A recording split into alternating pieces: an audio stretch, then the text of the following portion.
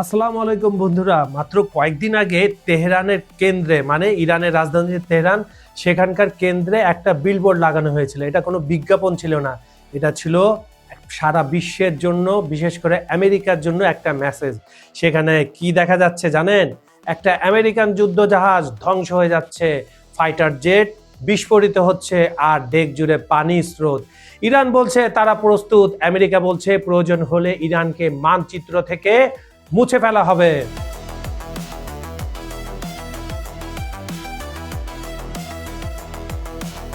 খবর সংযোগের টপ নিউজের আজকের ভিডিওতে জানবেন কিভাবে একটি প্রতিবাদ পরিণত হলো তৃতীয় বিশ্বযুদ্ধের হুমকিতে। কি চায় ট্রাম্প আর কেন ইরান এতটা ক্ষিপ্ত? আর এই সময় ইরানের সবচেয়ে কাছের দুই বন্ধু চীন ও রাশিয়া কি করছে? তারা কি ইরানের পাশে থাকবে?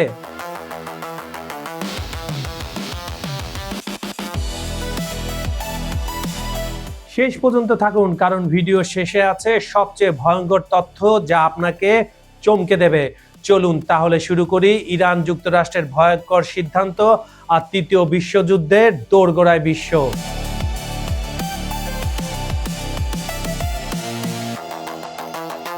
দূর থেকে দেখছে পুতিন ও শি জিনপিং। তারা কি আমেরিকার বিরুদ্ধে গিয়ে ইরানকে সাহায্য করবে? চলুন বন্ধুরা শুনে আসি।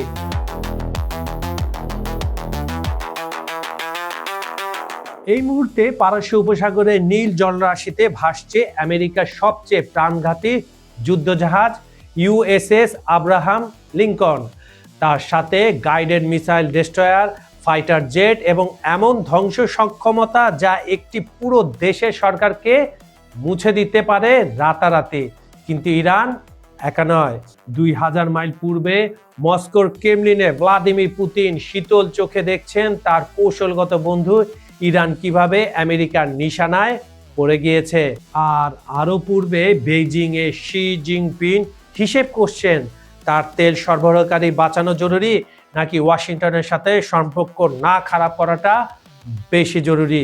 এটা শুধু আমেরিকা বনাম ইরানের সমস্যা নয়, এটি একটি ত্রিমুখী পাশা খেলা যেখানে প্রতিটি চাল বদলে দিতে পারে সমগ্র বিশ্বের ক্ষমতার মানচিত্র। 5000-এরও বেশি ইরানি প্রতিবাদকারী মারা গেছে রাস্তায়। ট্রাম্প পাঠিয়েছেন আর্মাডা, নৌবহর যা ভেনেজুয়েলার চেয়েও বড়। এদিকে মস্কো আর বেজিং চুপচাপ প্রস্তুতি নিচ্ছে তাদের পরবর্তী পদক্ষেপের।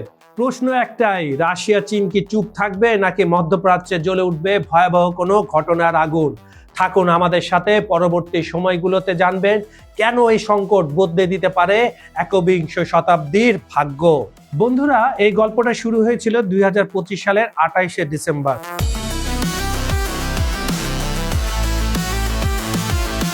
কি হয়েছিল সেদিন?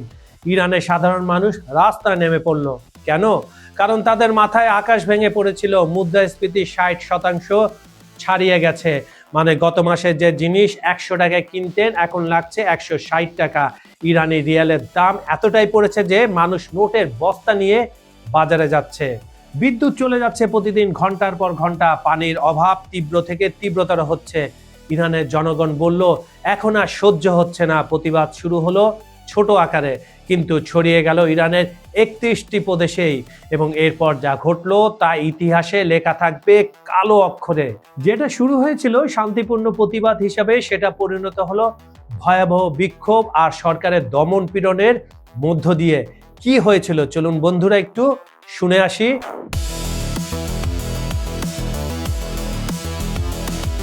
ইরানি সরকার যা করলো তা বিশ্বাস করা কঠিন। সরকারি হিসাব বলছে 3117 জন মারা গেছে, এর মধ্যে 2427 জন সাধারণ নাগরিক। কিন্তু মানবাধিকার সংগঠন বলছে ভয়াবহ তথ্য। Human rights activities news agency বলছে প্রায় 6000-এর মতো নিহত হয়েছে। কেউ কেউ বলছে 12,000, আবার কেউ বলছে 30,000।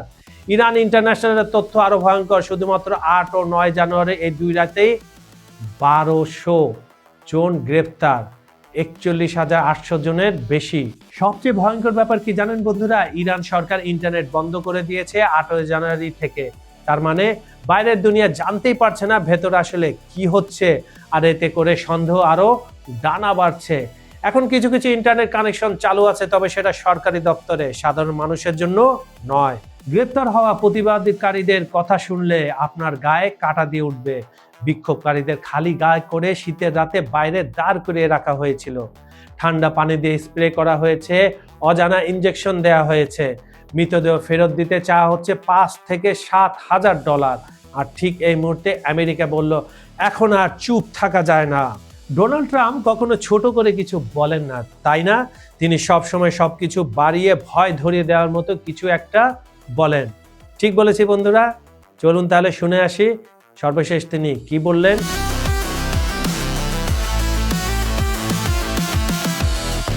ট্রাম্প এবার যা বললেন তারিখ অনুযায়ী বন্ধুরা আমি আপনাদের জানাচ্ছি।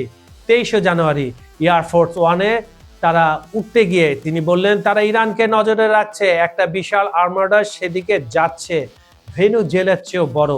আমেরিকা হয়তো ব্যবহার করবে না, কিন্তু প্রস্তুতি আছে পুরোপুরি।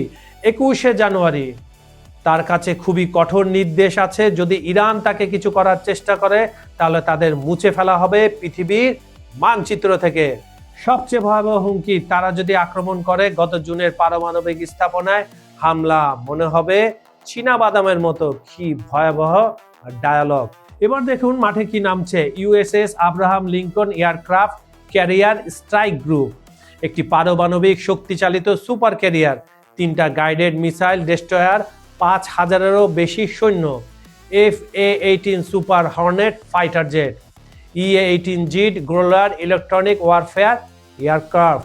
এছাড়া F-15E strike eagle fighter jet মোতায়েন রয়েছে। অতিরিক্ত এয়ার ডিভিশন সিস্টেম বিবেচনাধীন রয়েছে। 25শে জানুয়ারি থেকে মাল্টি ডে মিলিটারি এক্সারসাইজ শুরু হয়ে গিয়েছে। এজন্য আরেকটা গালফ ওয়ারের প্রস্তুতি। এই মুহূর্তে আমি যে আপনাদের সাথে কথা বলছি 27শে জানুয়ারি 2026 USS Abraham Lincoln Indian Oshane রয়েছে, পারস্য উপসাগর থেকে মাত্র কয়েক দিনের দূরত্বে। আর মজার ব্যাপার হলো ইরানের পাশের দেশগুলো যেমন ইউএই বলেছে তারা তাদের আকাশসীমা ব্যবহার করতে দেবে না আমেরিকাকে, কিন্তু ক্যারিয়ার তো মেডিটেরিয়ানও, কোনো তৃতীয় পক্ষের অনুমতি লাগবে না।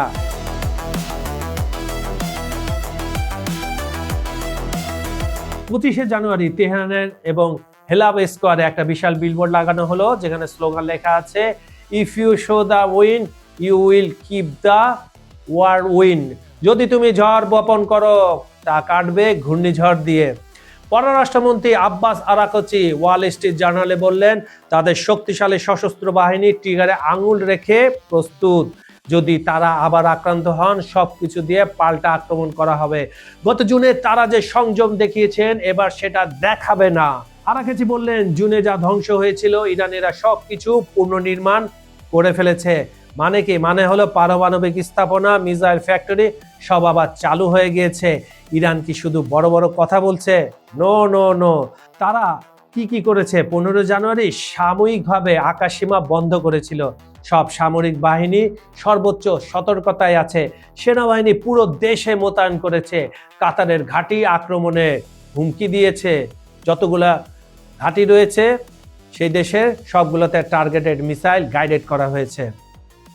এখন প্রশ্ন হলো আসলে কি হবে, কূটনীতি নাকি যুদ্ধ? চলুন বন্ধুরা, খুব গুরুত্বপূর্ণ অংশ এটা, শুনে আসি। ট্রাম্পের কথায় বিরোধ রয়েছে। একদিকে বলছেন ইরানকে মুছে দেব, অন্যদিকে বলছেন ইরান কথা বলতে চায়, তারা অনেকবার যোগাযোগ করেছে।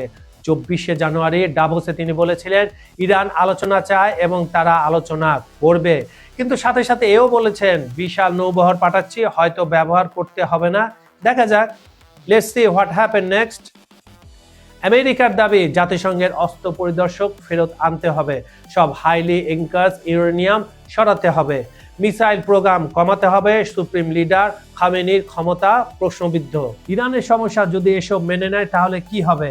1979 সালে বিপ্লবের মূলনীতি ভেঙে যাবে, ফরওয়ার্ড ডিফেন্স কৌশল শেষ হয়ে যাবে, বিভিন্ন বন্ধুরা দুর্বল হবে, কিন্তু যদি না মানে তাহলে অর্থনীতি আরো খারাপ হবে, দেশটি ভঙ্গুর অবস্থায় চলে যাবে। বিশেষজ্ঞরা বলছেন শুধু এয়ার স্ট্রাইক দিয়ে রেজিম চেঞ্জ সম্ভব না, গ্রাউন্ড ইনভেশন লাগবে। কিন্তু ইরান কোনো ছোটখাটো দেশ না, 90 মিলিয়ন মানুষের দেশ। ইউএস স্ট্রাইকের সম্ভাবনা খুবই বেশি, মানে এয়ার স্ট্রাইক তারা করতে পারে। সামরিক মোতায়েন দেখলে বোঝা যায় তারা যেভাবে সাজিয়েছে পুরো যুদ্ধের ছকটা, গ্রাউন্ডে তারা কিছু করবে না, আকাশপথ থেকে যা করার করবে। আর আশেপাশে অঞ্চলের দেশগুলোর ভয়, সৌদি আরব, কাতার সবাই ভয়ে আছে। তারা চায় না আরেকটা ইরাক বা সিরিয়া হোক। প্রাইভেটলি ট্রাম্পকে সংযোগ দেখাতে বলছে। সবচেয়ে বড় প্রশ্ন, ইরানের জনগণ কি চায়? মজার ব্যাপার হলো তারা সরকারের বিরুদ্ধে, কিন্তু বাইরে থেকে রেজিম চেঞ্জ তারা চায় না। তারা চায় নিজেদের হাতে পরিবর্তন। তো বন্ধুরা, আজ 27 জানুয়ারি 2026 এই মুহূর্তে পরিস্থিতি কোথায় দাঁড়িয়ে? আমি ক্রমিক নং অনুসারে বলছি। Number 1, USS Abraham Lincoln Indian ওশানে মধ্যপ্রাচ্যের দিকে এগিয়ে যাচ্ছে। নাম্বার 2, ইরান ট্রিগারে আগুন রেখে অপেক্ষায় রয়েছে। নাম্বার 3, তেহরানে আমেরিকান ক্যারিয়ার ধ্বংসের বিলবোর্ড। নাম্বার 4, ট্রাম্প একই সাথে হুমকি আর আলোচনার কথা বলছেন। নাম্বার 5, মধ্যপ্রাচ্যের দেশগুলো আতঙ্ক রয়েছে। নাম্বার 6, 6,000 থেকে 12,000 মানুষ, এমনকি 30,000 মানুষ মারা গেছে বলে ধারণা করা হচ্ছে ইরানে প্রতিবাদ করার সময়। নাম্বার 7, প্রায় 42,000 গ্রেপ্তার, ইন্টারনেট বন্ধ। পরবর্তী কয়েকদিন সবচেয়ে গুরুত্বপূর্ণ, এই ক্যারিয়ার কি পারস্য উপসাগরে প্রবেশ করবে? ট্রাম্প কি সত্যি আক্রমণের আদেশ দিবেন? ইরান কি প্রথমে আক্রমণ করবে নাকি মোকাবেলা করবে? কূটনীতি কি জয়ী হবে? এবং সবচেয়ে বড় প্রশ্ন, যদি যুদ্ধ শুরু হয় তেলের দাম আকাশ ছোঁয়া হবে, পুরো মধ্যপ্রাচ্য অস্থিতিশীল হবে। রাশিয়া চীন কি করবে? তৃতীয় বিশ্বযুদ্ধের ঝুঁকি। আমার মতামত যদি আপনারা জানতে চান, পরবর্তী 72 ঘন্টা অত্যন্ত গুরুত্বপূর্ণ। ট্রাম্প দেখাতে চাচ্ছেন তিনি শক্তিশালী, কিন্তু তিনি জানেন যুদ্ধের খরচ কত বিশাল হবে। ইরান জানে তারা হারবে সরাসরি যুদ্ধে, কিন্তু তারা পুরো অঞ্চলকে অস্থির বানাতে পারে। ইতিহাস বলে যখন দুই পক্ষই পিছু হটবে না বলে, তখন ভুল সিদ্ধান্তই বেশি নেওয়া হয়। আশা করি কূটনীতি জিতবে, কারণ যুদ্ধে সবাই হারে, শুধু সাধারণ মানুষই বেশি ক্ষতিগ্রস্ত হয়। আপনাদের কি মতামত বন্ধুরা? কমেন্টে জানান কোনটা বেশি সম্ভব। ইরানের পাশে কি পুতিন, শি জিনপিং থাকবে? ট্রাম্প কি সত্যি যুদ্ধে লিপ্ত হবে নাকি ভয় দেখাচ্ছে? আর ইরান কি প্রস্তুত? আপনার মতামতটা কমেন্টে জানিয়ে দিন। সাবস্ক্রাইব করুন চ্যানেলটি, কারণ আন্তর্জাতিক রাজনীতির এমন হট টপিকের আপডেট শুধু এখানেই পাবেন। বিজ্ঞাপন ও প্রমোশনের জন্য ডেসক্রিপশনে দেওয়া নাম্বারে যোগাযোগ করতে পারেন। খবর সংযোগের টপ নিউজ অনুষ্ঠানটি আপনারা পৃথিবীর কোন প্রান্ত থেকে দেখছেন কমেন্টে জানান।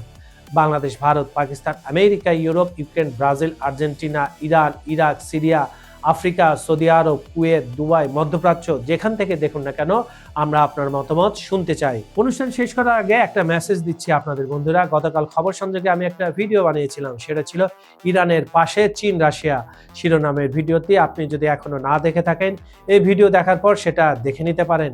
এই ভিডিওটি প্রচুর প্রশংসা কুড়িয়েছে, সেখানে আছে চমকপ্রদ সব তথ্য আর সেটার বিশ্লেষণ। গ্যারান্টি দিচ্ছি আপনি নিরাশ হবেন না ইনশাআল্লাহ। আজ এই পর্যন্ত আমি কাজল হায়দার বিদায় নিচ্ছি। দেখা হবে পরের ভিডিওতে নতুন কোনো ইস্যু নিয়ে।